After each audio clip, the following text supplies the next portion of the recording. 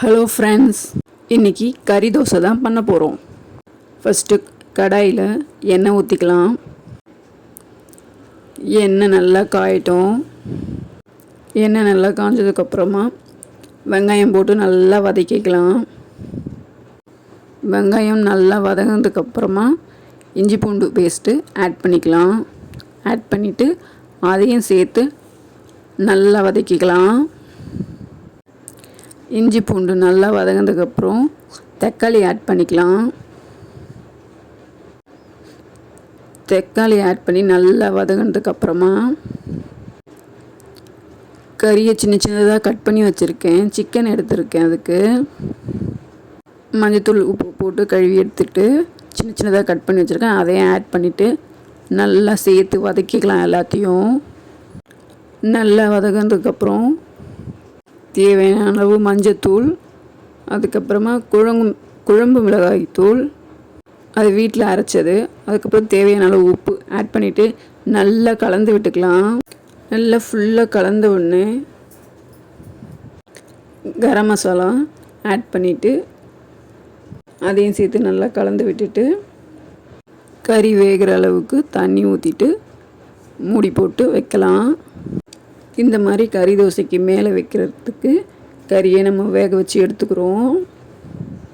இந்த மாதிரியே வீட்லேயே அழகாக கறி தோசையை ரெடி பண்ணலாம். நம்ம இது உங்களுக்கு பிடிச்சிருந்தா சப்ஸ்கிரைப் பண்ணுங்கள், லைக் பண்ணுங்கள். நீங்கள் இது மாதிரி ட்ரை பண்ணியிருக்கீங்களான்னு சொல்லுங்கள். நல்லா கொதிச்சு வருது. நல்லா சிக்கன் நல்லா கொதித்து இறக்குற ஸ்டேஜுக்கு வரும்போது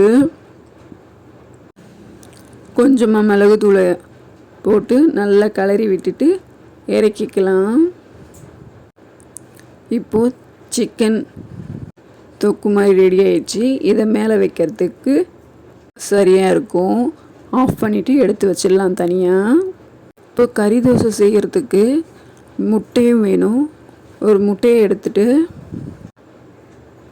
பாத்திரத்தில் எத்தனை முட்டை வேணுமோ அத்தனை முட்டை அடிச்சு ஊற்றிட்டு மஞ்சத்தூள், உப்பு, மிளகுத்தூள் நல்லா போட்டு கலந்து எடுத்துக்கலாம்.